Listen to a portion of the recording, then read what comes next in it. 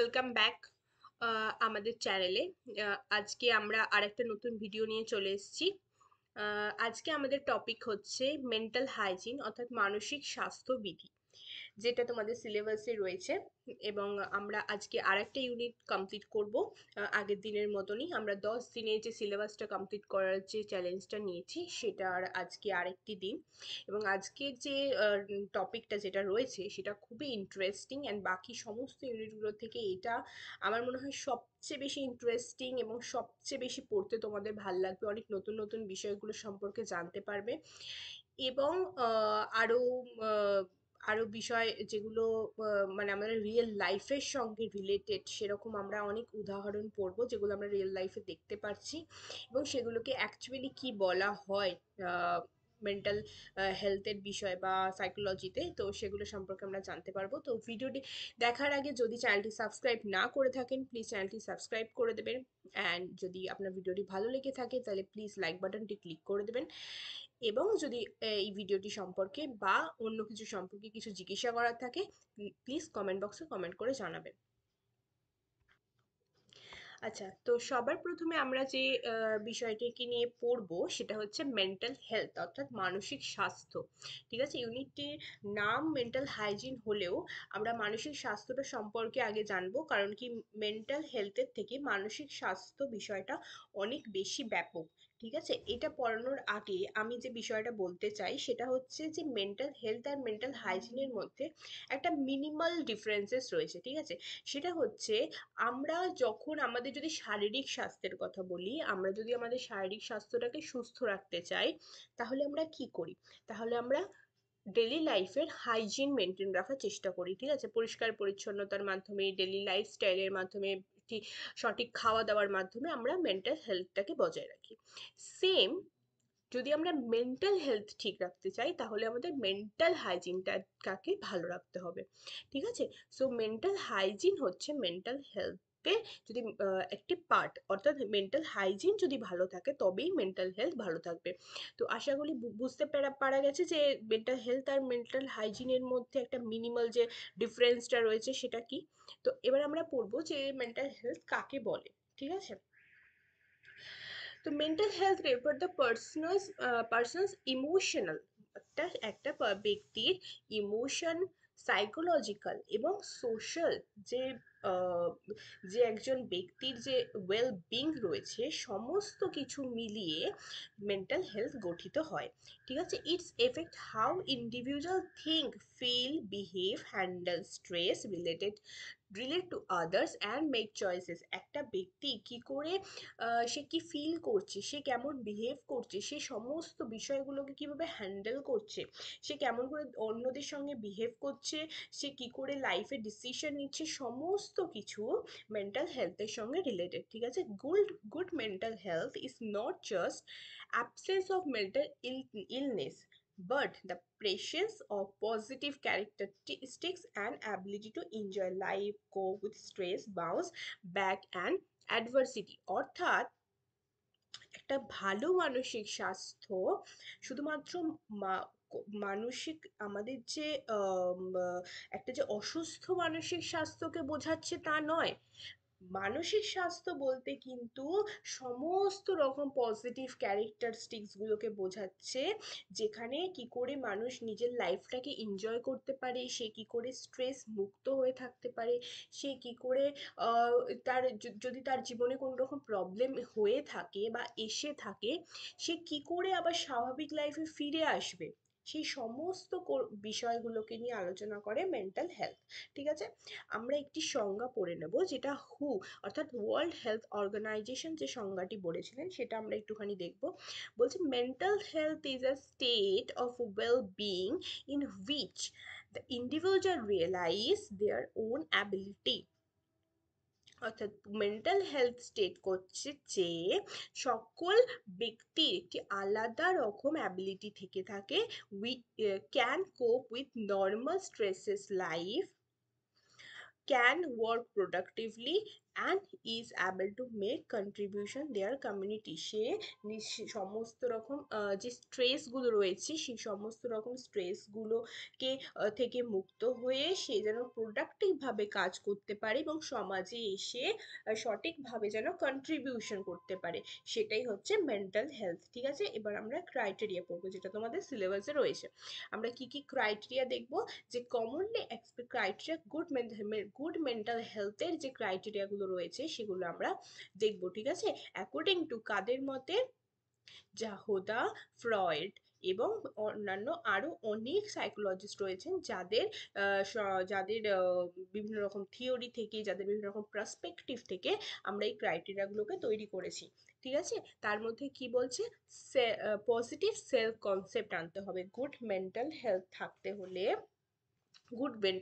আনতে হলে একটা নিজের সম্পর্কে সবসময় পজিটিভ একটা কনসেপ্ট আনতে হবে, যে আমি ভালো, আমি আমি যেটা করতে চলেছি সেটা ভালোই হবে।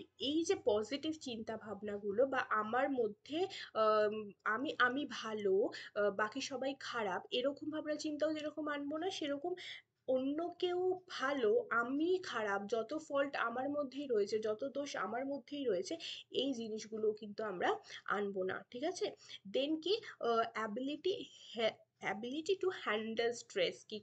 কি করে আমাদের লাইফে প্রবলেম আসবে, আমাদের লাইফে টেনশন আসবে, আমাদের লাইফে স্ট্রেসও আসবে, কিন্তু মেন্টাল হেলথ বলতে বোঝাচ্ছে যেই মানুষটা সেই প্রবলেমগুলোকে হ্যান্ডেল করতে পারবে এবং নিজের লাইফে অ্যাপ্লাই করতে পারবে, সেটাই হচ্ছে অ্যাকচুয়াল মানসিক স্বাস্থ্যের পরিচয়। ঠিক আছে, কি বলছে? Mechanism dealing with everyday challenge and frustration. আমাদের যতই চ্যালেঞ্জ আসুক, যতই ফ্রাস্ট্রেশন আসুক, আমরা সেগুলোকে ডিল করব।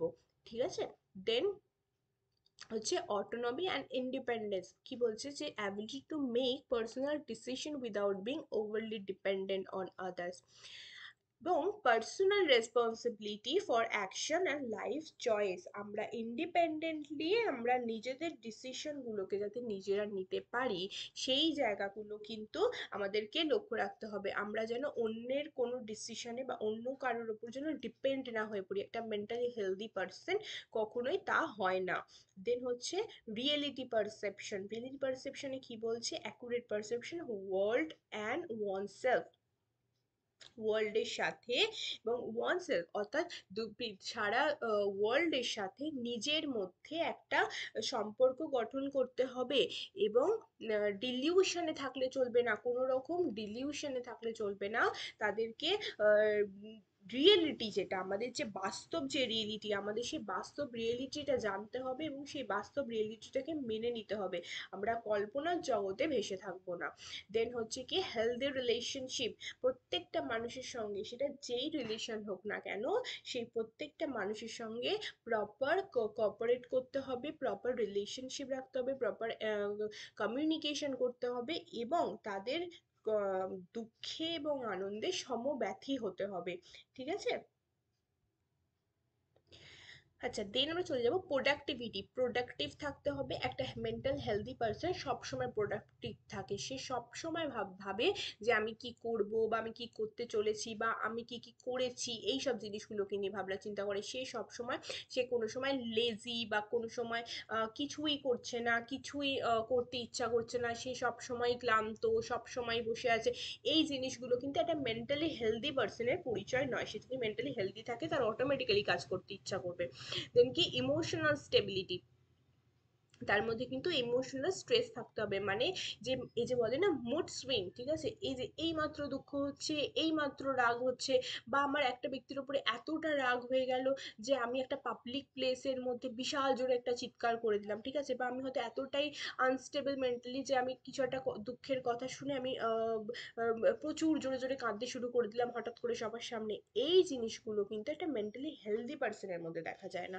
যখন সে মেন্টালি হেলদি হবে না, তখন কিন্তু সে এই বিহেভিয়ার গুলো করে থাকে। ঠিক আছে, দেন কি বলছে? Capacity of growth and self actualization কিন্তু willingness of ability to learn and grow and develop one full potential। কি বলছে যে সেলফ অ্যাকচুয়ালাইজেশন আনতে হবে, ঠিক আছে, গ্রোথ আনতে হবে এবং সেলফ অ্যাকচুয়ালাইজেশন আনতে হবে নিজের মেন্টাল হেলথের মধ্যে। তুমি নিজেকে যদি উপলব্ধি করতে না পারো, যদি তুমি নিজের ভিতরের সত্তাটাকে উপলব্ধি করতে না পারো, তাহলে কিন্তু তোমার মেন্টালি হেলদি থাকা পসিবল না। এই জন্য আমাদের প্রতিদিন মেডিটেশন করা এবং কনসেন্ট্রেশন করা খুব জরুরি, ঠিক আছে। এবার আমরা পড়বো যে মেন্টাল হাইজিন সম্পর্কে, ঠিক আছে। মেন্টাল হাইজিন সম্পর্কে আমরা কি দেখছি, যে মেন্টাল হাইজিন আমি আগেই বললাম যে আমরা মেন্টালি হেলদি থাকার জন্য যেই সমস্ত কাজগুলো করে থাকি সেগুলোকে আমরা মেন্টাল হাইজিন বলবো, ঠিক আছে। এখানে কি বলা হচ্ছে, the psychology education that deal with maintaining and promoting mental হেলথটাকে প্রমোট করে কে, mental hygiene. It's involve practice, habits and strategies. আমরা নিজের লাইফে কি লাইফে কোনটা কোনটা আমরা প্র্যাকটিস করছি ডেলি, কোন জিনিসগুলো আমরা নিজেদের হ্যাবিটের মধ্যে ইনক্লুড করছি। কোনো একটা, কেউ কেউ বলে না যে আমি সকালবেলা তো দেরি করে উঠি, ঠিক আছে, বা আমার এটা তো করতে মনই চায় না, ঠিক আছে, it's my habit. It's not your habit, এটা হচ্ছে একটা মেন্টাল আনহাইজিন, তুমি মেন্টালি আনহেলদি, ঠিক আছে। তো কখনোই তুমি এই কথাটা বলতে পারো না একটা খারাপ জিনিস যে এটা আমার হ্যাবিট। হুম। আর এটাতে প্রাউড ফিল করার কোনো বিষয় নয়। তো তোমাকে এমন হ্যাবিট তৈরি করতে হবে যাতে তুমি মেন্টালি হেলদি থাকতে পারো। দেন হচ্ছে আমাদের লাইফে একটু স্ট্র্যাটেজি নিতে হবে যে এই কাজগুলো আমরা করব এবং এই কাজগুলো আমরা করব না, যে একটা প্ল্যান বেসিসে চলতে হবে, ঠিক আছে। তাহলে কি হবে, তারপর হচ্ছে প্রিভেন্ট মেন্টাল ইলনেস। আমরা তাহলে মেন্টাল ইলনেসটাকে প্রিভেন্ট করতে পারবো, যেগুলো হচ্ছে মেন্টাল হাইজিনের মধ্যে পড়ছে, ঠিক আছে। দেন হচ্ছে আমরা নিজের পার্সোনালিটিটাকে ডেভেলপমেন্ট করতে পারবো এবং ব্যালেন্স পার্সোনালিটি তৈরি করতে পারবো, যে যেই সিচুয়েশনে আমাদের যেই রকম ব্যক্তিত্ব দেখানো উচিত আমরা সেই সিচুয়েশনে সেই ব্যক্তিত্বটা দেখাবো। তো এই যে সমস্ত জিনিসগুলো যদি আমরা করতে পারি, তাহলেই আমরা বলতে পারবো যে আমরা হচ্ছি একটা মেন্টালি হেলদি পার্সন, ঠিক আছে। দেন আমরা একটা ডেফিনেশন পড়বো, কি বলছে, mental hygiene refer the science and practice maintaining mental health and preventing mental disorder.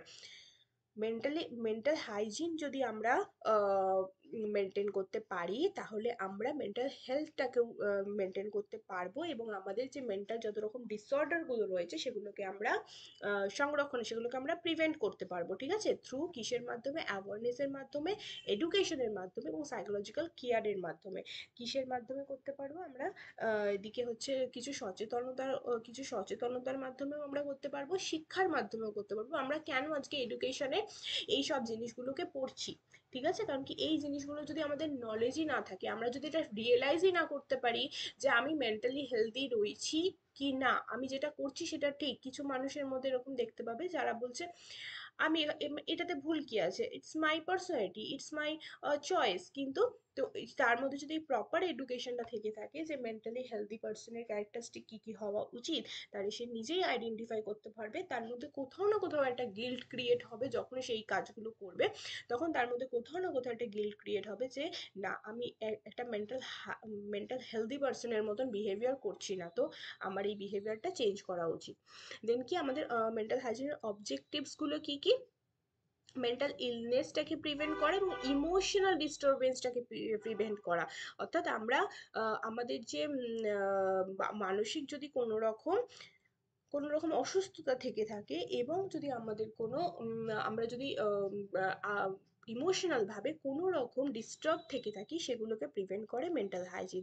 আর কি করে, ইমোশন, সাইকোলজিক্যাল ওয়েলবিং তৈরি করে, মানে যেটা ব্যালেন্স এবং ইন্টিগ্রেটেড পার্সোনালিটি ডেভেলপমেন্ট করে। এছাড়া কি করে, হেলদি ইন্টার রিলেশনশিপ, একে অপরের সঙ্গে রিলেশনশিপটাকে খুব ভালো রকম একটা রিলেশনশিপ তৈরি করে। যেই মানুষটার সঙ্গে তুমি কথা বলতে চাইছো তার সঙ্গে ভালো রিলেশনশিপ। একটা মানুষ যে সারা দুনিয়ার সঙ্গে ঝগড়া করে বেড়াচ্ছে বা তার কাউকেই খুব একটা ভালো লাগছে না, কারোর সঙ্গেই মানে ফ্যামিলিতে কোনো ভালো সম্পর্ক নেই বা বাইরে কারোর সাথেই কোনো বন্ধুত্ব হচ্ছে না, সে কিন্তু মোটেও মেন্টালি হেলদি পার্সন নয়, ঠিক আছে। এবার আমরা পড়বো স্কোপ অর্থাৎ পরিধি। মেন্টাল হাইজিনের মধ্যে কি কি জিনিসগুলো আমরা পড়ে থাকি, মানে অর্থাৎ কি কি তার পরিধিটার মধ্যে কোন কোন জিনিসগুলো মেন্টাল হাইজিনের মধ্যে রয়েছে। ঠিক আছে, তার মধ্যে কি কি রয়েছে, ইন্ডিভিজুয়াল ডিফারেন্সেস রয়েছে, হেল্প কি করছে তাতে, ইমোশনাল ম্যাচুরিটিটাকে বাড়াতে হেল্প করে, দেন হচ্ছে সেলফ আন্ডারস্ট্যান্ডিং এবং সেলফ কন্ট্রোল করতে হেল্প করে, দেন পজিটিভ অ্যাটিটিউড এবং কনফিডেন্স আনতে হেল্প করে। দেন কি এডুকেশন সেটিংসে কি কি আসছে, যে টিচার স্টুডেন্ট রিলেশনশিপটাকে বিল্ড করছে মেন্টাল হাইজিন। দেন হচ্ছে স্ট্রেস, একাডেমিক স্ট্রেস, যেগুলো আমাদের যে রেজাল্ট নিয়ে বা এক্সাম নিয়ে যে স্ট্রেস বা অ্যাংজাইটি, বা কোনো সাবজেক্ট নিয়ে যদি ফেয়ার থাকে, যে বা কোনো ফেলিয়ার নিয়ে ফেয়ার থাকে, সেই জিনিসগুলোকে রিডিউস করে। এছাড়া কিসে কিসে এনকারেজ করে, যে হেলদি স্কুল এনভায়রনমেন্ট তৈরি করতে মেন্টাল হাইজিন খুব আমাদের এনকারেজ করে। ঠিক আছে, ফ্যামিলি এনভায়রনমেন্ট কিভাবে হেল্প করছে, healthy parent child relationship build করে মেন্টাল হাইজিন। এছাড়া কি কনফ্লিক্ট, নেগলেক্ট এবং ইমোশনাল অ্যাবিউজ যদি করে থাকে কোনো ফ্যামিলিতে, সেই জিনিসগুলো কিন্তু আমাদের প্রিভেন্ট করতে হেল্প করে থাকে। এছাড়া হচ্ছে আন্ডারস্ট্যান্ডিং, ইমোশনাল সাপোর্ট, অ্যাফেকশন, এই জিনিসগুলো কিন্তু এনকারেজ করে।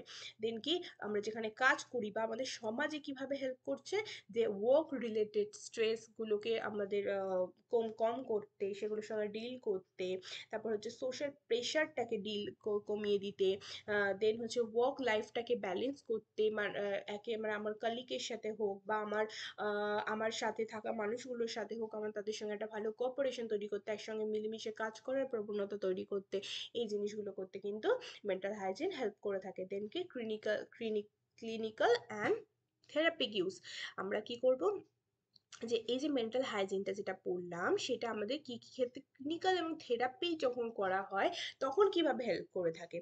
যখন কোনো রকম আমরা যখন সাইকোলজিস্টের কাছে যাচ্ছি, সেখানে আমাদের যে ক্লিনিকে যে থেরাপি দেওয়া হচ্ছে, সেখানেও কিন্তু উনি গাইডলাইন দিচ্ছে যে তোমার কোনটা করা উচিত, কোন কোন জিনিসগুলো করা উচিত না, সেটা কিন্তু উনি মেন্টাল হাইজিনের ওপরে বেস করেই এই গাইডলাইনগুলো দিয়ে থাকে। এছাড়া কি কাউন্সিলিং এর ক্ষেত্রে, সাইকোথেরাপি দেওয়ার জন্য, রিহ্যাবিলিটেশন দেওয়ার জন্য কিন্তু এটা ইউজ হয়ে থাকে। এছাড়া কি enhance work, psychologist, counsellor and social ওয়ার্কারদের ক্ষেত্রে, কাউন্সিলরদের ক্ষেত্রে, সাইকোলজিস্টদের ক্ষেত্রেও কিন্তু তাদের কাজটাকে আরো বেশি এফেক্টিভ কি করে করা যেতে পারে, সে যাকে যাকে কাউন্সিলিং করতে চাইছে, সেই কাউন্সিলিংটা যেন আরো বেশি ভালো হয়, তার জন্য কিন্তু মেন্টাল হাইজিন খুব তাকে হেল্প করে থাকে। আচ্ছা, এবার আমরা দেখব যে ম্যাল অ্যাডজাস্টমেন্ট। ঠিক আছে, ম্যাল অ্যাডজাস্টমেন্ট মানে কি, যে যখন একজন ব্যক্তি, ঠিক আছে, ইন্ডিভিজুয়াল কোপ with demands on their environment, either social, emotional, personal, academic, in healthy and effective way. যখন একটা পার্সন তার এনভায়রনমেন্টে এসে বা তার সোসাইটিতে এসে, সোশ্যালি হোক বা ইমোশনালি হোক বা তার পার্সোনালি কারোর সঙ্গে সম্পর্ক হোক বা একাডেমিক ভাবে হোক না কেন, একটা যে হেলদি যে একটা রিলেশনশিপ তৈরি করা বা মেশা বা তাদের সঙ্গে কথা বলা বা তাদের সঙ্গে অ্যাডজাস্ট করে নেওয়া, এই যে জিনিসগুলো যখন সে পারে না, যখন তার মধ্যে কি দেখা যায়, স্ট্রেস দেখা যায়, ইমোশনাল ইমব্যালেন্স দেখা যায়, সোশ্যাল অ্যাংজাইটি দেখতে পাওয়া যায়, তারপর হচ্ছে অ্যাগ্রেশন দেখতে পাওয়া যায়, এই এই জিনিসগুলো যখন দেখতে পাওয়া যায়, তখন তাকে বলা হয় যে সে হচ্ছে ম্যাল অ্যাডজাস্টমেন্টে ভুগছে। ঠিক আছে, তো অর্থাৎ সে অ্যাডজাস্টমেন্ট করতে পারছে না। ম্যাল অ্যাডজাস্টমেন্ট একটা ডেফিনেশন পড়বো, is a condition where individual behaviour fail to meet expectation of themselves. যখন সে ফেল হচ্ছে তার এক্সপেকটেশনটাকে ফুলফিল করতে, কোথায়, সোসাইটিতে, কারণ তার ইমোশনাল ডিসকমফোর্ট হচ্ছে, তার সোশ্যাল কনফ্লিক্ট হচ্ছে, সে ফেলিয়ার হচ্ছে অ্যাডজাস্ট করতে, এই জিনিসগুলোর জন্য সে অ্যাডজাস্ট করতে পারছে না। ঠিক আছে, এবার আমরা কিছু টাইপস দেখে নেব। কি কি টাইপস রয়েছে, পার্সোনাল ম্যাল অ্যাডজাস্টমেন্ট। পার্সোনাল অ্যাডজাস্টমেন্ট অর্থাৎ যে সে নিজের সাথে নিজেই অ্যাডজাস্ট করতে পারছে না, অর্থাৎ সে নিজে নিজের ইমোশনটাকেই নিজেই কন্ট্রোল করতে পারছে না, সে নিজেকে, নিজের প্রতি সে সম্মান বোধ করতে পারছে না, সে তাকে সে তার যে একটা নিজের যে একটা ইমেজ, সে কে, সে কি করছে বা সে কি করতে চায়, সে নিজের সাথেই সম্পর্ক গঠন করতে পারছে না, অ্যাডজাস্ট করতে পারছে না, সেটা হচ্ছে পার্সোনাল অ্যাডজাস্টমেন্ট। ঠিক আছে, সোশ্যাল অ্যাডজাস্টমেন্ট কোনগুলো? যখন সে কারোর সঙ্গে সোসাইটিতে এসে সে কারোর সঙ্গে রিলেশনশিপ বিল্ডিং করতে পারছে না, সে কারোর সঙ্গে রিলেশন তৈরি করতে পারছে না, তাই সেটাতে প্রবলেম তৈরি হচ্ছে। তখন কেন? তার কারণ হচ্ছে সে অ্যাগ্রেসিভ হয়ে যাচ্ছে একটুতেই। আমরা যখন একটা একটা ইন্ডিভিজুয়াল ডিফারেন্স মানুষের সঙ্গে যখন কথা বলবো, আমরা সবাই জানি প্রত্যেকটা মানুষের ব্যক্তিত্ব ডিফারেন্ট। তো কখনোই আমি যখন কারোর সঙ্গে মিশি, আমি এক্সপেকটেশন নিয়ে যেতে পারি না যে এ তো আমার মতনই হবে।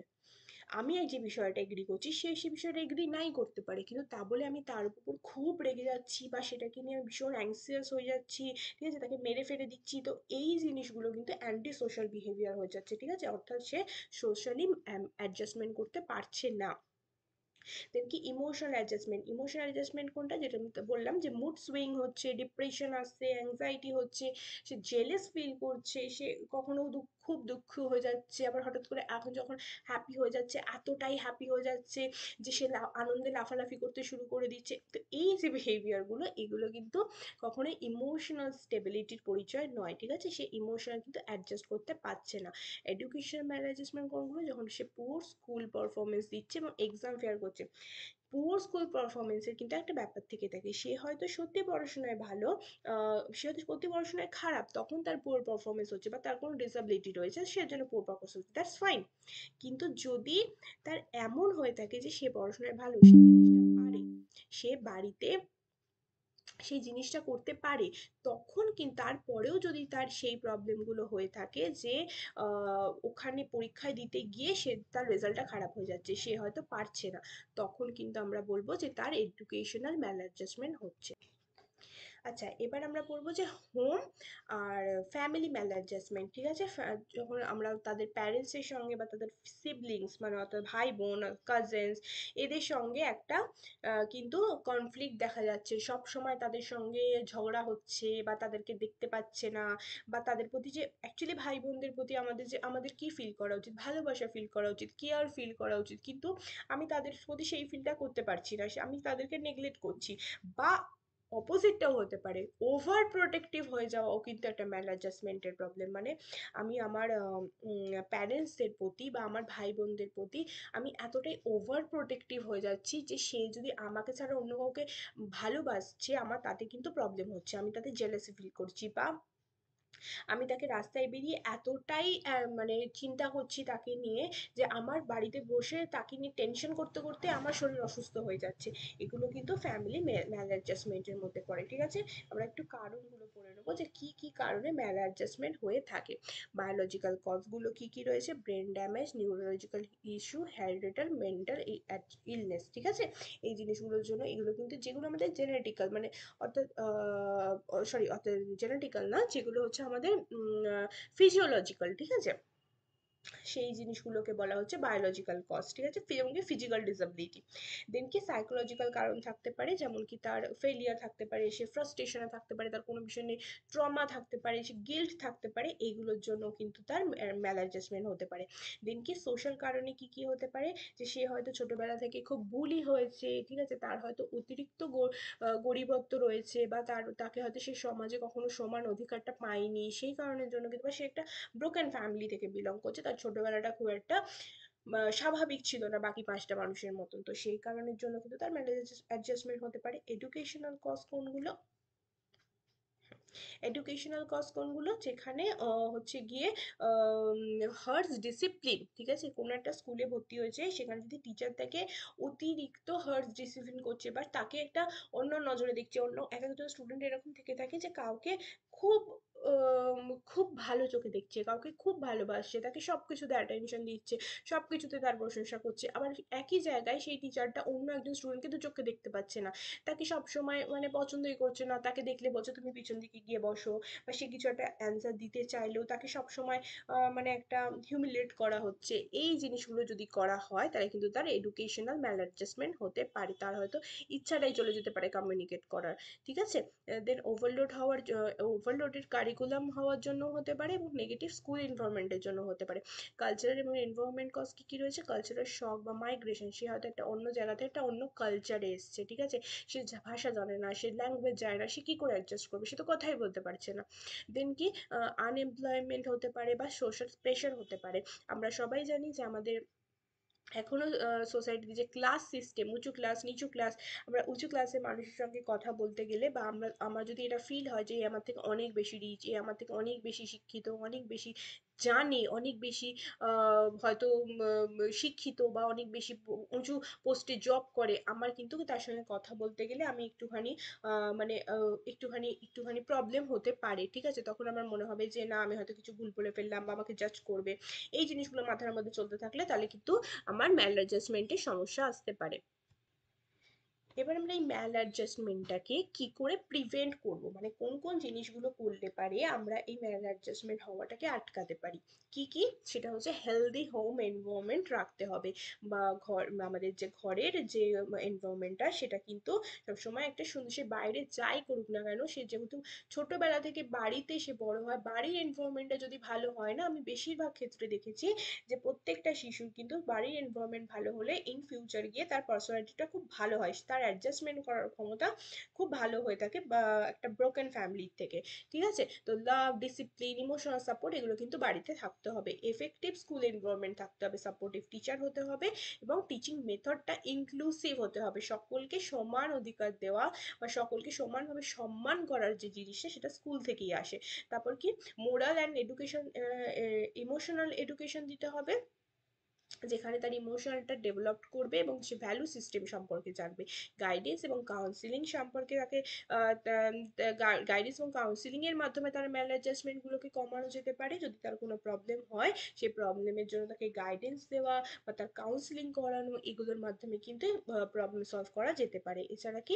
ফিজিক্যাল হেলথ কেয়ার, যদি তার শরীরও ভালো না থাকে, তার যদি প্রপার নিউট্রিশন না থাকে, সে যদি হেলদি না থাকে, তাহলে কিন্তু সে সবসময় এমনটাই ভাবতে থাকবে যে আমার শরীর খারাপ লাগছে বা আমার অসুস্থ লাগছে, সে কোনো মতেই কিন্তু স্বাভাবিক আর মানুষগুলোর মতন অ্যাডজাস্টমেন্ট করতে পারবে না।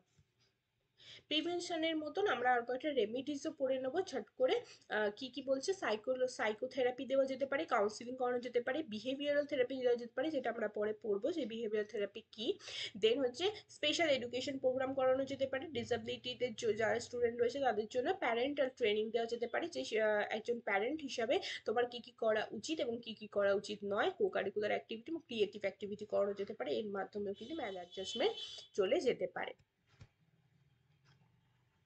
আচ্ছা, এবার আমরা পড়বো যে অ্যাডজাস্টমেন্ট মেকানিজম, ঠিক আছে, যেটাকে আমরা ডিফেন্স মেকানিজম বলে থাকি বা কপিং মেকানিজম। এটা এই কনসেপ্টটার যে ফাউন্ডার সেটা হচ্ছে ফ্রয়েড, যেটা আমরা পড়েছি যে আমাদের যে সাইকোঅ্যানালিটিক্যাল থিওরি ফ্রয়েডের, সেখানে আমরা পড়েছি যে যখন মানুষের মধ্যে ইগো এবং সুপার ইগো থাকে, ঠিক আছে, কি বলে যে শুধুমাত্র সেলফ স্যাটিসফ্যাকশনের কথা বলে, আমার যেটা ভালো লাগছে আমি সেটাই করবো, সেটাতে আমার সেলফ স্যাটিসফ্যাকশন হচ্ছে, আমি সেই কাজটাই করব। সুপার ইগো কি বলে? যে না, ঠিক তার অপোজিট, যে আমার সোসাইটি আমাকে কি বলছে, আমার মোরাল ভ্যালু আমাকে কি বলছে, আমার এথিক্যাল ভ্যালু আমাকে কি বলছে, যে আমার কোনটা করা উচিত কোনটা করা উচিত না, সমাজ আমাকে কি বলবে, আমি কোনটা অন্যায় করছি কিনা। এই যে দুটো জিনিস, প্রত্যেকটা মানুষের মধ্যে সমস্ত কিছু থেকে থাকে, ঠিক আছে, তো এই যে দুটো জিনিস, যে আমার সেলফ স্যাটিসফ্যাকশন এবং সোশ্যাল ভ্যালু, এই যে দুটো জিনিস, এই দুটো জিনিসকে অ্যাডজাস্ট করে হচ্ছে ইগো। তো এই ইগোটাকে স্যাটিসফাই করার জন্য, ইগো ব্যালেন্স করার জন্য কিছু কিছু সময় আমাদের এমন এমন পরিস্থিতি আসে, যেই সময়গুলোতে ঈদ ঈদও একটা কথা বলে, মানে অর্থাৎ একটা নেগেটিভ সাইড আমাদের মধ্যে চলতে থাকে, একটা পজিটিভ সাইড আমাদের মধ্যে চলতে থাকে। তো সেই দুটোকে অ্যাডজাস্ট করে একটা ডিসিশনে আসার জন্য বা নিজের মনকে মানিয়ে নেওয়ার জন্য আমরা নিজের মনের মধ্যেই নিজেকে কিছু একটা বুঝিয়ে ফেলি, ঠিক আছে, আমরা অ্যাডজাস্ট করার জন্য সমাজে আমরা নিজেকে কিছু একটা বুঝিয়ে দিয়ে আমাদের সেই ঈদটাকে চাপা দেওয়ার জন্য। তো সেই যে আমরা সেই মুহূর্তে যে কার্যাবলীটাকে অবলম্বন করে থাকি, সেটাকেই বলা হচ্ছে অ্যাডজাস্টমেন্ট মেকানিজম, ঠিক আছে, যেখানে হচ্ছে আনকনসিয়াস স্ট্র্যাটেজি। কখনো কখনো আমরা এই কাজগুলো অনেক ভাবনা চিন্তা করেও বসে বসে করে থাকি, আবার কখনো কখনো আমরা নিজের অজান্তেই আনকনসিয়াস ভাবে আমরা এই জিনিসগুলো করে থাকি। কিসের জন্য? আমাদের মেন্টাল ব্যালেন্স আনার জন্য, আমাদের স্ট্রেসটাকে কমানোর জন্য, আমাদের অ্যাংজাইটিটাকে কমানোর জন্য, কনফ্লিক্ট এবং ফ্রাস্ট্রেশনগুলোকে কমানোর জন্য আমরা এই অ্যাডজাস্টমেন্ট মেকানিজমটা অবলম্বন করে থাকি। কি কি টাইপসের অ্যাডজাস্টমেন্ট মেকানিজম আছে সেগুলো আমরা এবার একটু পড়বো। হ্যাঁ, তো রিপ্রেশন, এগুলো এগুলো প্রত্যেকটা মানুষ করে থাকে। আমরা রিয়েল লাইফের সঙ্গে কতটা এক্সাম্পল পাবো আর কতটা মিল পাবো সেটা তোমরা দেখতে পাবে যে আমরা এই যে সমস্ত রকম জিনিসগুলো এর মধ্যে বেশ কয়েকটা আমরা প্রায়ই করে থাকি। ঠিক আছে, তো রিপ্রেশন মানে কি বলছে? যে unconsciously pushing painful and threatening thought out of awareness, অর্থাৎ এক্সাম্পল কি দিচ্ছে, একটা পার্সন যদি who experience trauma may not remember the event.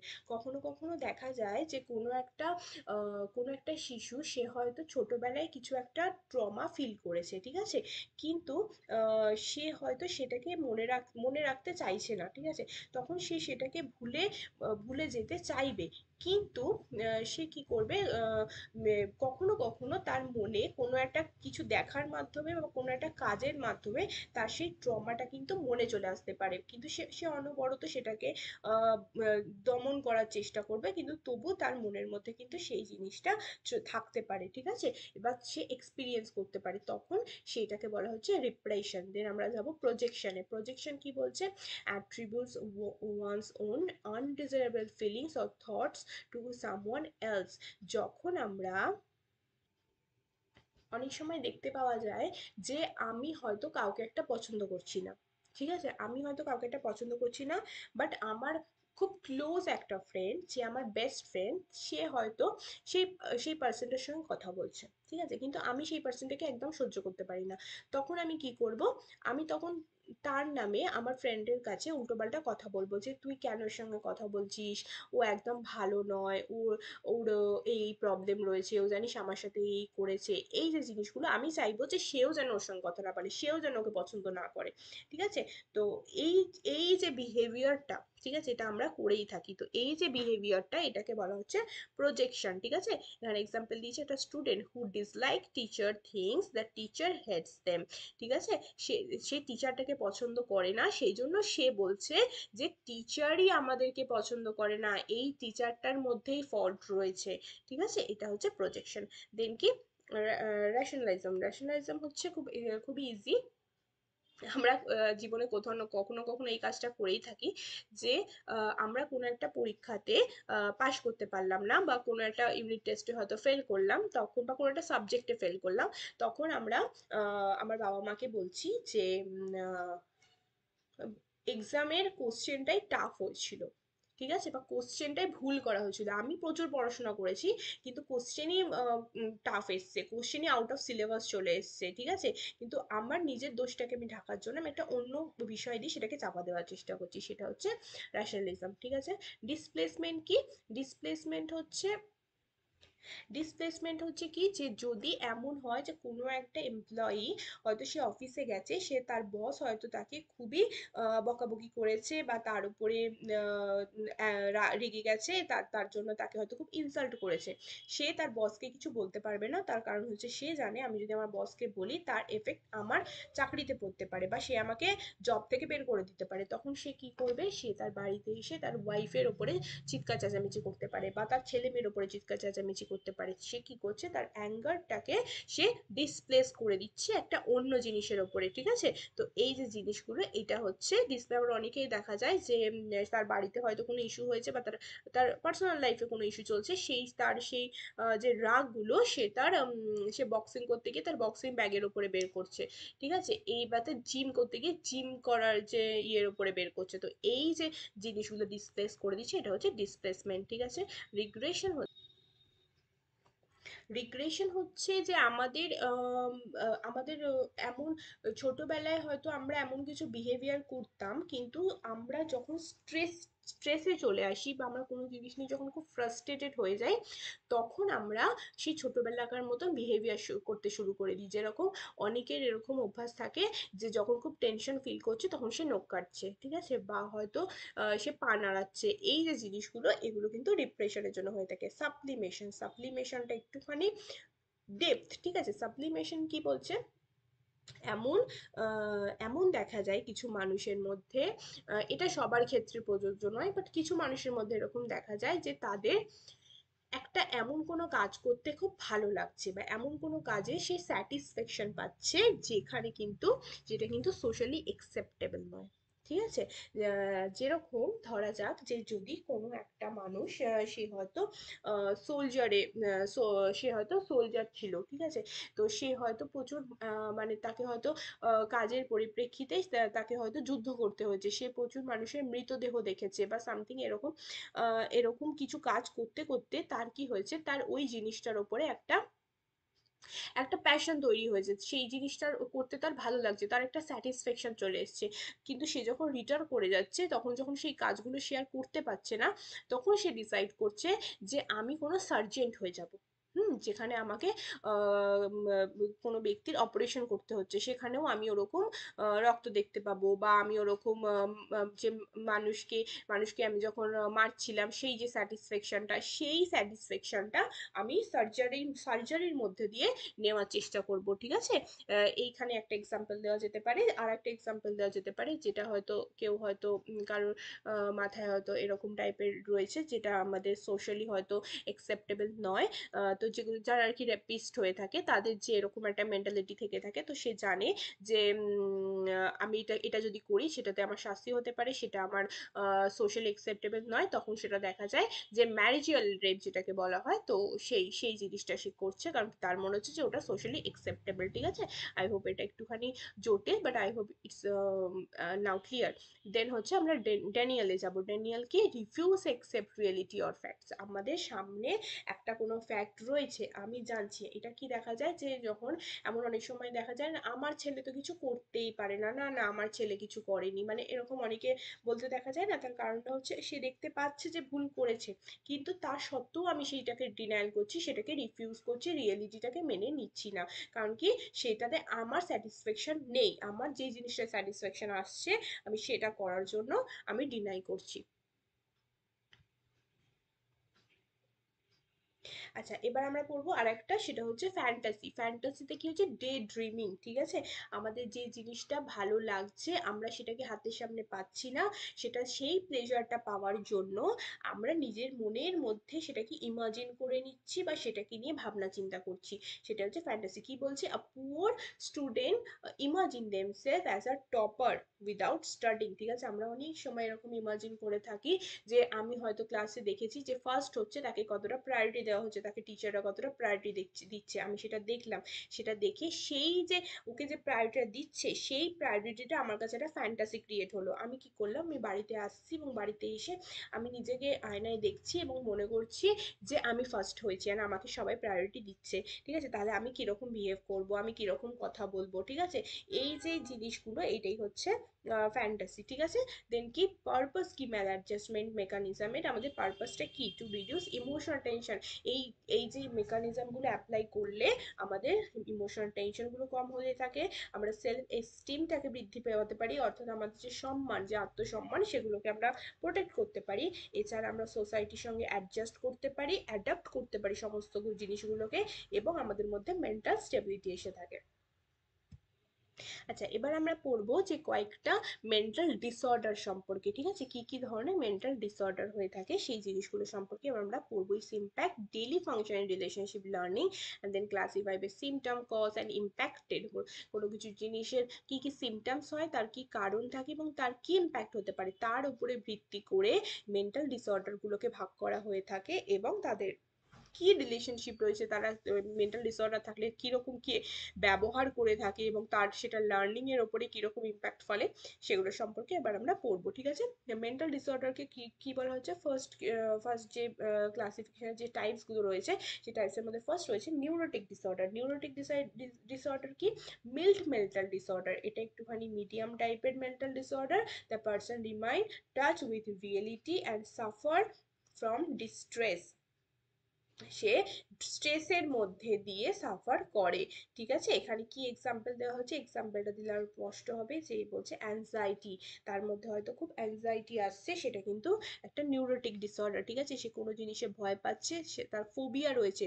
OCD, যে ওসিডি আমরা কি জানি, যে আমরা কোনো কিছু নিয়ে অবসেসিভ। ঠিক আছে, যে কোনো জিনিস নিয়ে খুব বেশি, এত বেশি অবসেসিভ হয়ে যাচ্ছে, যেরকম কেউ যদি এমন কোনো জিনিস নিয়ে অবসেশন হয় যে সে সে পরিষ্কার নয় বা জায়গাটা পরিষ্কার নয়, সে হয়তো সেই জায়গাটাকে বারবার মুছছে, বারবার মুছছে, বারবার মুছছে, সে জানে জায়গাটা পরিষ্কার হয়ে গেছে, তাও সে জায়গাটাকে মুছছে, কারণ কি, সে অবসেসড হয়ে গেছে সেটাকে নিয়ে। তো এই যে এটা, এগুলো হচ্ছে কিন্তু নিউরোটিক ডিসঅর্ডার। ঠিক আছে, দেন আমরা যাচ্ছি হচ্ছে হিস্ট্রিয়া কনভারসেশন ডিসঅর্ডার, যেটা হচ্ছে physical symptoms without medical cause, paralysis বা ব্লাইন্ডনেস আসতে পারে। ঠিক আছে, আচ্ছা, হিস্টেরিয়া ডিসঅর্ডারটাকে যদি একটু স্পষ্ট করে বলি, তাহলে বলা যায় যে আমাদের হিস্ট্রিতে, মানে আমাদের পুরনো, মানে আমাদের আগে ঘটে যাওয়া এমন কোনো ঘটনার কারণে আমাদের মনের মধ্যে এতটা এফেক্ট ফেলেছে, যে যার জন্য আমাদের কোনো রকম প্রবলেম তৈরি হয়েছে। ঠিক আছে, কোনো রকম ডিসঅর্ডার তৈরি হয়ে গেছে, কোনো রকম আমি হয়তো অ্যাডজাস্ট করতে পারছি না সমাজের সাথে, বা আমার মনের মধ্যে সেটা এতটাই এফেক্ট ফেলেছে যে সেটার জন্য আমি ডিপ্রেশনে চলে গেছি। তো এই যে জিনিসগুলো, সেটা হচ্ছে হিস্টেরিয়া ডিসঅর্ডার। ঠিক আছে, দেন আমরা যাব সাইকোটিক ডিসঅর্ডারে।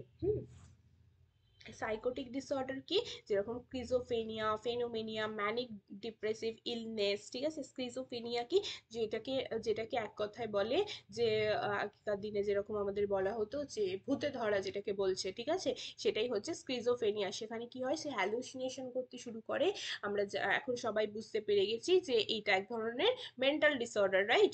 তো এই যে হ্যালুসিনেশন করতে শুরু করে, যে সে মনে করছে কেউ নেই, কিন্তু তবু সে দেখছে একমাত্র যে কিছু রয়েছে, সে ডিলিউশন করতে শুরু করে, সে তার তার মধ্যে কোনো রকম ইমোশন থাকে না, সে ডিসঅর্গানাইজ ভাবে চিন্তা ভাবনা করতে শুরু করে, সে বিভিন্ন রকম এমন চিন্তা ভাবনা থাকে যার বাস্তবে কোনো সম্পর্কই নেই, এরকম ভাবনা চিন্তা করতে শুরু করে।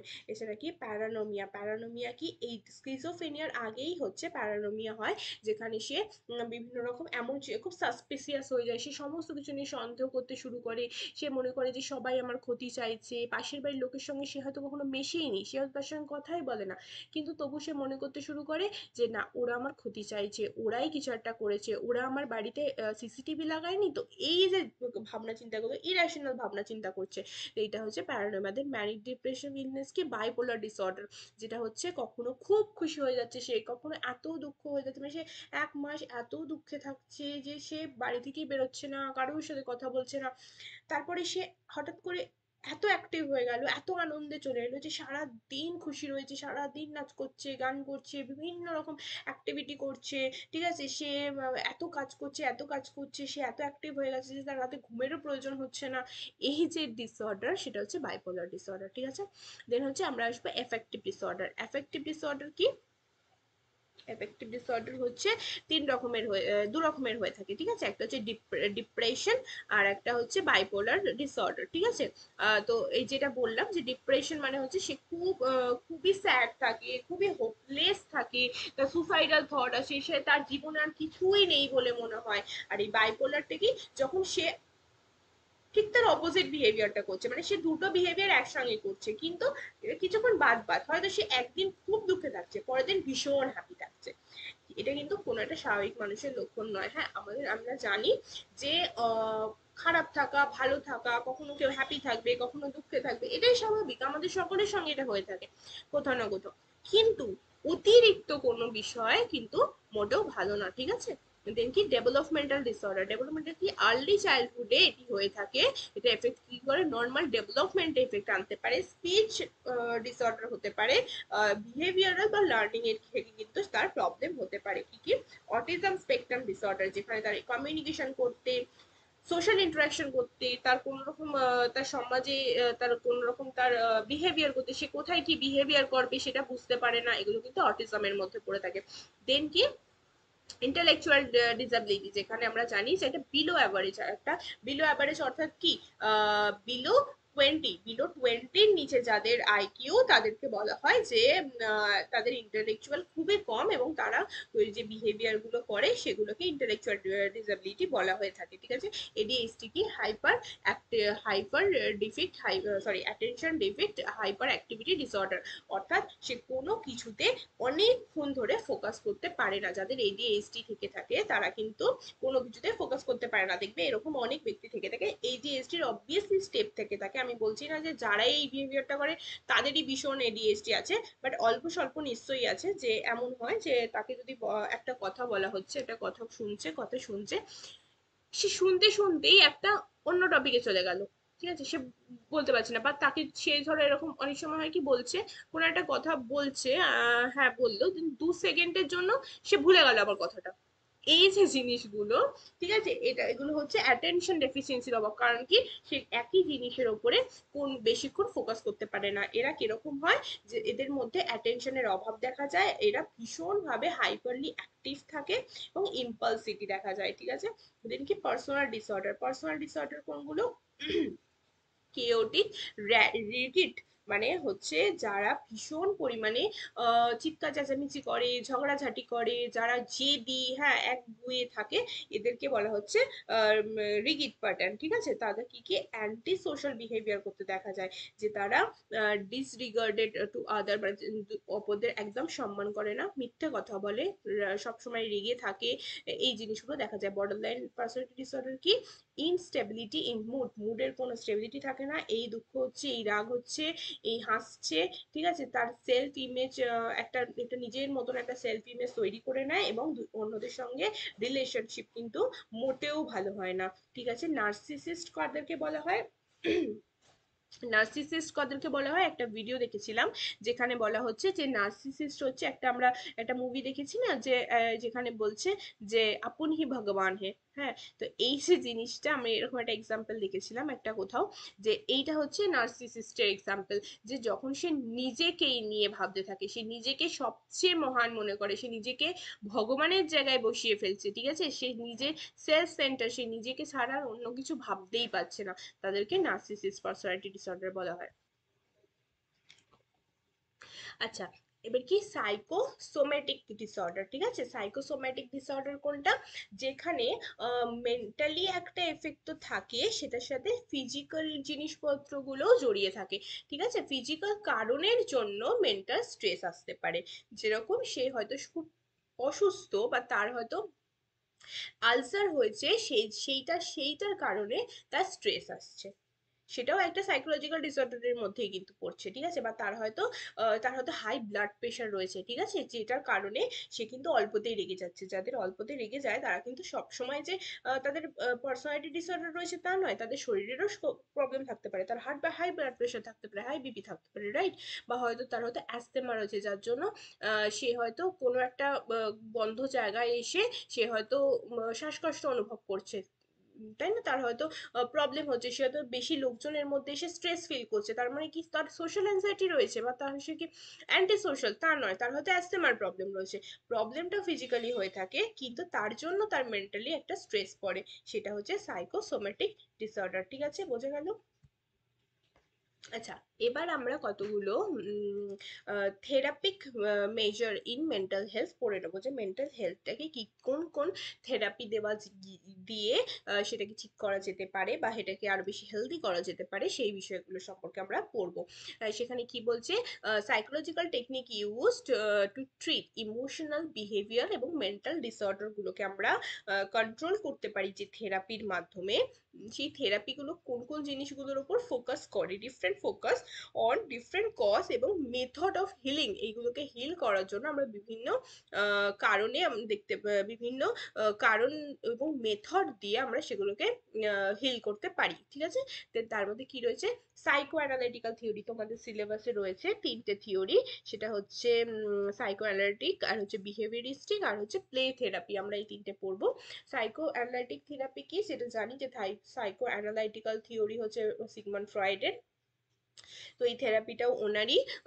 দেন হচ্ছে কোর আইডিয়াটা কি, unconscious conflict often from childhood experience. ঠিক আছে, আমরা মেন্টাল যে ডিসঅর্ডার, তার যে মেন্টাল যে ডিসঅর্ডারটা হয়েছে, তার ভিতরের যে জিনিসপত্র রয়েছে, অর্থাৎ সে হয়তো নিজেও জানে না, বা সে হয়তো আমাকে বলতে চাইছে না, বা তার হয়তো ছোটবেলায় কিছু একটা এক্সপিরিয়েন্স, যেটা আমরা ডিয়ার জিন্দেগি মুভিতে দেখেছি, ঠিক আছে, যে সে কিন্তু মানে যখন আমরা মুভিটাতে দেখছি যে একটা ক্লায়েন্ট যখন থেরাপি নিতে আসছে, তখন কিন্তু আমরা দেখছি যে সে কিন্তু বলছে না যে তার কি প্রবলেম রয়েছে, তখন তারপর শেষে দেখা যাচ্ছে যে তার ভিতর থেকে তাকে থেরাপি দিয়ে দিয়ে দিয়ে দিয়ে তার ভিতর থেকে বের করে আনা হচ্ছে যে তার চাইল্ডহুডে একটা ফ্যামিলি রিলেটেড ট্রমা ছিল, ঠিক আছে, যেটার কারণে তার এই কনফ্লিক্ট গুলো হচ্ছে, ঠিক আছে, যেটা তার আনকনসিয়াস ভাবে রয়েছে, সে সেটা হয়তো বুঝতেও পারে না।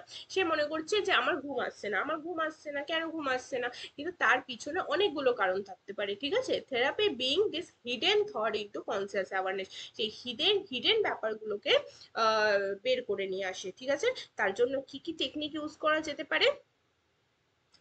ফ্রি অ্যাসোসিয়েশন করা যেতে পারে, যে তাকে সঙ্গে নর্মালি ফ্রিলি কথা বলবে, হ্যাঁ, বন্ধুর মতন কথা বলবে, সেভাবে বের করা যেতে পারে। ড্রিম অ্যানালাইসিস করা যেতে পারে, যে তাকে তুমি জিজ্ঞাসা করতে পারো যে তুমি কি স্বপ্ন দেখছো, বা তুমি লাস্ট কি স্বপ্ন দেখেছো, বা তুমি যেই স্বপ্নটাই দেখবে না কেন আমাকে কিন্তু একদম এসে ডিটেলসে বলবে, ঠিক আছে। তারপর হচ্ছে ট্রান্সফারেন্স, সেখানে হচ্ছে পেশেন্স কি করে project feeling on to the therapy, see them patients figure, ঠিক আছে, সে পেশেন্স কি করে যে থেরাপি যে থেরাপিটা দিচ্ছে, যে কাউন্সিলর রয়েছে, তার প্রতি একটা একটা ট্রাস্ট বিল্ড করে, ঠিক আছে, তার উপরে একটা ট্রাস্ট বিল্ড করে সে তাকে একটা কোনো ফিগার হিসাবে ধরে নেয়, তারপর সে তার মনের ভাবগুলোকে প্রকাশ করে। দেন কি ইন্টারপ্রিটেশন হচ্ছে therapy explain the hidden meaning of behaviour and thoughts, তারপরে যখন তাকে তার বিহেভিয়ার গুলোকে দেখছে এবং তার বিহেভিয়ার গুলো থেকে সে ইন্টারপ্রেট করছে যে আচ্ছা এর এইরকম বিহেভিয়ার করছে, দ্যাটস মিন এর সঙ্গে এরকম কিছু একটা হতে পারে, ঠিক আছে, এইগুলোর মাধ্যমেও কিন্তু সে তার ভিতরের জিনিসপত্রগুলোকে বের করে আনতে পারে। দেন কি গোল বলছে এর উদ্দেশ্যটা কি ইনসাইট এবং ইমোশনাল রিলিজ করা, ঠিক আছে, তার ভিতরে যে আনকনসিয়াস কনফ্লিক্ট রয়েছে সেগুলোকে বের করে আনা, useful for deep rooted emotional problem এবং অ্যাংজাইটি ডিপ্রেশন ট্রমা রিলেটেড ইস্যুর জন্য কিন্তু এই থেরাপিটা খুবই ইম্পর্টেন্ট। আচ্ছা, এবার আমরা পড়বো যে বিহেভিয়ারিস্টিক থিওরি কি। বিহেভিয়ারিস্টিক থিওরি আমরা জানি, বিহেভিয়ারিস্টিক কারা ছিল, বিহেভ স্কিনার, প্যাভলভ, ওয়াটসন, এদের এদের যে আইডিয়া বা এদের যে ধারণা দৃষ্টিভঙ্গি সেগুলো থেকে ইন্সপায়ার হয়ে কিন্তু এই থেরাপিটা করা হয়েছে, ঠিক আছে। কোর আইডিয়া কি, যে বিহেভিয়ার থেকে আমরা শিখবো, behaviour can be unlearn and modified using condition technique, কিছু টেকনিক্স এর মাধ্যমে আমরা তার বিহেভিয়ার গুলোকে দেখবো, শিখবো এবং সেগুলো থেকেই আমরা মডিফাই করব যে তার মধ্যে কি প্রবলেমটা রয়েছে, ঠিক আছে। কি কি টেকনিক্স অবলম্বন করা যেতে পারে? সিস্টেমেটিক ডিসেনসিটাইজেশন, ঠিক আছে, যেখানে হচ্ছে gradually expose person fear and objective teaching of relaxation, তার মধ্যে তার তার সেই সিচুয়েশনে দাঁড়িয়ে তার যদি কোনো বিষয় সম্পর্কে ভয় থেকে থাকে বা কোনো বিষয় সম্পর্কে ফোবিয়া থেকে থাকে, সেই বিষয়গুলোকে আমরা অবজার্ভ করে সিস্টেমেটিক্যালি আমরা তার প্রবলেমটা সলভ করার চেষ্টা করছি। অপারেন্ট কন্ডিশনিং আমরা সবাই জানি, তাকে রিইনফোর্সমেন্টের মাধ্যমে বা পানিশমেন্টের মাধ্যমে। এখানে একটা এক্সাম্পল, আমি যখন কলেজে পড়তাম তখন আমাকে কেউ একটা বলেছিল, মানে এরকম এরকম টিচার বলেছিল যে এরকম হয় অনেক ক্ষেত্রে দেখা যায় যে যারা ড্রাগস অ্যাডিক্টেড হয়ে থাকে না তাদেরকে কি হয়, আহ, মানে মানে তারা এতটাই মানে মানে মাইন্ডটা এতটাই তাদের ব্লাইন্ড হয়ে যায়, হ্যাঁ, এতটাই তাদের ব্ল্যাঙ্ক হয়ে যায় যে তখন না তাদেরকে শক দিয়ে, হ্যাঁ, মানে শক দিয়ে বোঝানোর চেষ্টা করা হয় যে তুমি এটা এটা ভুল করছো, মানে এরকম সিচুয়েশনে তারা চলে আসে যারা ড্রাগ অ্যাডিক্টেড হয়, তাদের ব্রেন একদম কাজ করা বন্ধ করে দেয়। তো দ্যাট ইজ পানিশমেন্ট, ঠিক আছে। তো এরকম ভাবে রিইনফোর্সমেন্ট দিয়েও তাকে কিন্তু তার বিহেভিয়ারটাকে শেপে আনা যেতে পারে। সে আসছে তো সবাই নিজের বিহেভিয়ারটা ঠিক করার জন্য, তাই না? তো এবার এবার কি বলছে অ্যাভার্শন থেরাপি, সেখানে হচ্ছে association negative outcomes with unwanted behaviour, যেরকম এক্সাম্পল কি বিটার টেস্ট উইথ অ্যালকোহল, ঠিক আছে, তাকে তার নেগেটিভ সাইড গুলোকে দেখিয়ে তাকে তার তার সেই প্রবলেমগুলোকে সলভ করে দিতে হবে, ঠিক আছে। যেরকম কেউ ধরে অ্যালকোহল নিতে পছন্দ করে, তাহলে তাকে কিছু একটা খুব তেতো বা কিছু একটা খারাপ টেস্টের এরকম কিছু একটা অ্যালকোহল তাকে দিতে হবে, তাকে খাওয়াতে হবে, তাহলে গিয়ে সে সেই জিনিসটা বর্জন করে দিতে পারে, তার যদি ওটা আর ভালো লাগবে না। তো এরকম ভাবে নেগেটিভ ওয়েতে তাকে করা যেতে পারে এই থেরাপিটা, ঠিক আছে। টোকেন ইকোনমি কি বলছে, যে reward system used encourage desire behaviour. ঠিক আছে, ডিজায়ার বিহেভিয়ারের জন্য তাকে রিওয়ার্ড দেওয়া হচ্ছে এবং তাকে এনকারেজ করা হচ্ছে। আমরা যে বিহেভিয়ারটা তার থেকে চাইছি, সে যখনই সেই বিহেভিয়ারটা করছে, আমি তাকে কোনো একটা রিওয়ার্ড দিচ্ছি, তাকে কোনো একটা গিফট দিচ্ছি, সেটা থেকে কি হবে, সে এনকারেজ হয়ে গিয়ে সে খারাপ বিহেভিয়ারটা আর করবে না। এইভাবে তার ম্যাল অ্যাডজাস্টমেন্ট বিহেভিয়ারগুলোকে চেঞ্জ করা যেতে পারে। দেন হচ্ছে ইউজফুল, এটা কিসে কিসে ইউজফুল, বিভিন্ন কোনো যদি ফোবিয়া থেকে থাকে, সেই ফোবিয়াগুলোকে কাটাতে, কোনো অ্যাডিকশন, ওসিডি, এডিএইচডি, এই জিনিসগুলোকে ক্ষেত্রে কিন্তু এই বিহেভিয়ারাল থেরাপিটা খুব important. Behavioural problems in children, বিশেষ করে চিলড্রেনের মধ্যে যে রিইনফোর্সমেন্টের ব্যাপারটা বা পানিশমেন্টের ব্যাপারটা, এগুলো বেশিরভাগ ক্ষেত্রে চিলড্রেনদের মধ্যে বেশি অ্যাপ্লিকেবল হয়। ঠিক আছে। আচ্ছা, এবার আমরা একদম ভিডিও শেষের দিকে চলে এসেছি। যে টপিকটা রয়েছে সেটা হচ্ছে প্লে থেরাপি। প্লে থেরাপি কখন হয়? প্লে থেরাপি হচ্ছে বেশিরভাগ ক্ষেত্রে 3 থেকে 12 বছরের চিলড্রেনদের কে দেওয়া হয়ে থাকে। এর কোর কোর আইডিয়া কি, যে ফিলিংস এবং থটস সেগুলো খেলার মাধ্যমে বেরিয়ে আসবে। ঠিক আছে, যে যদি এমন হয় কোনো শিশু দেখা গেল যে সে হয়তো কোনো ট্রমায় রয়েছে, ঠিক আছে, সে হয়তো সোশ্যালি অ্যাডজাস্ট করতে পারছে না, ঠিক আছে, বা তার হয়তো কিছু একটা প্রবলেম হচ্ছে, ঠিক আছে, বা পড়াশোনাতে প্রবলেম হচ্ছে, বা সে কিছু একটা অসুবিধা হচ্ছে তার, তো সে তখন নিজের মনের ভাবটা ওইভাবে প্রকাশ করার মতন তার বয়সী হয়নি, সে হয়তো ডিটেলসে বলার মতন তার বয়সী হয়নি। তখন কি হবে, তখন সে খেলার মধ্যে দিয়ে তার মনের ভাবটা কিন্তু প্রকাশ করতে পারে। কিভাবে? সেখানে কিছু টেকনিক্স রয়েছে, যেমন নন ডিরেক্টিভ টেকনিক্স। তাকে হচ্ছে চাইল্ড সেন্টার, যে তাকে বিভিন্ন রকম খেলা দেওয়া হবে, যে তুমি এই এই জিনিসটাকে নিয়ে খেলো, তুমি আমাকে বলো যে এই জিনিসটাকে নিয়ে তুমি কি খেলতে চাও, কিভাবে খেলতে চাও। সে সে যদি কোনো একটা, হয়তো সে একটা ঘর ঘর খেলছে, বা সে হয়তো ফ্যামিলি ফ্যামিলি খেলছে, তখন গিয়ে সেখানে কিন্তু সে তার ফ্যামিলিতে কি হচ্ছে বা কোন কোন প্রবলেম গুলো চলছে সেগুলোকে নিয়ে খেলার কথা বলতে পারে। নন ডিরেক্টিভে কি হয়, যে এখানে চাইল্ড সেন্টার হয়, এখানে চিলড্রেনকেই বলা হয় যে তুমি ডিসাইড করো যে তুমি কি খেলতে চাও।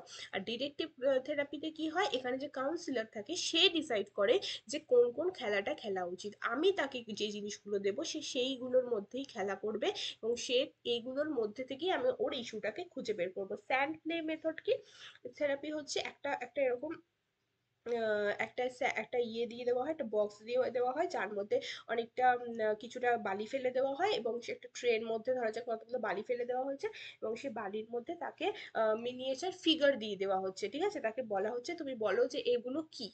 ঠিক আছে, এগুলো একটা কিছু একটা ফিগার দিয়ে দেওয়া হলো, সেখান থেকে বলা হচ্ছে তুমি বলো কি, এটা থেকে তোমার কি মনে হচ্ছে, এটা থেকে তোমার কি স্টোরি মনে আসছে। তো এই জিনিসগুলো থেকে কিন্তু সে হয়তো তার যদি কিছু খারাপ কিছু ঘটে থাকে তার লাইফে, সে হয়তো সেই স্টোরিগুলোর কথা সেই ক্যারেক্টারগুলোর মাধ্যমে বলতে থাকতে পারে। ঠিক আছে, এটার গোল কি, যে চাইল্ডদের যে ফিলিংস সেগুলোকে এক্সপ্রেস করানো, যে স্কিলগুলো রয়েছে কপিং স্কিল সেগুলোকে ডেভেলপ করানো, তার ইনার কনফ্লিক্ট যেগুলো রয়েছে, অর্থাৎ ভিতরে যে দ্বন্দ্বগুলো রয়েছে সেগুলোকে সলভ করা। এছাড়া কি এগুলো ইউজফুল কিসের ক্ষেত্রে, trauma, anxiety, abuse, grief, family issue, এইসব জিনিসগুলো কিন্তু একটা চাইল্ডের মধ্যে তাকে বকে ঝোঁকে মেরে কিন্তু তার প্রবলেমগুলোকে বের করা পসিবল না। সে খেলার মাধ্যমেই, এরকম ভাবেই গল্পের মাধ্যমেই ধীরে ধীরে সে তার প্রবলেমগুলোর কথা বলতে পারবে। দেন হচ্ছে অটিজম, এডিএইচডি এবং বিহেভিয়ারাল চ্যালেঞ্জ যাদের রয়েছে তাদের ক্ষেত্রে কিন্তু এটা খুবই ইউজফুল। তো আজকে আমাদের ভিডিওটা এখানেই শেষ। আমি এখানে তো মেন্টাল হাইজিন যে ইউনিটটি রয়েছে সেটা আমরা কমপ্লিটলি সিলেবাসে যতটা রয়েছে সেটা কমপ্লিট করলাম। এরপর আমরা আরো একটি এরকম ভিডিও নিয়ে আসব, যেখানে আমরা আরেকটি ইউনিট নিয়ে আমরা ডিসকাস করব, যতদিন না আমাদের সমস্ত ইউনিটগুলি শেষ হচ্ছে। যদি ভিডিওটি এখনো সাবস্ক্রাইব না করে থাকেন তাহলে প্লিজ চ্যানেলটি সাবস্ক্রাইব করে দেবেন, and if you like this video please click the like button.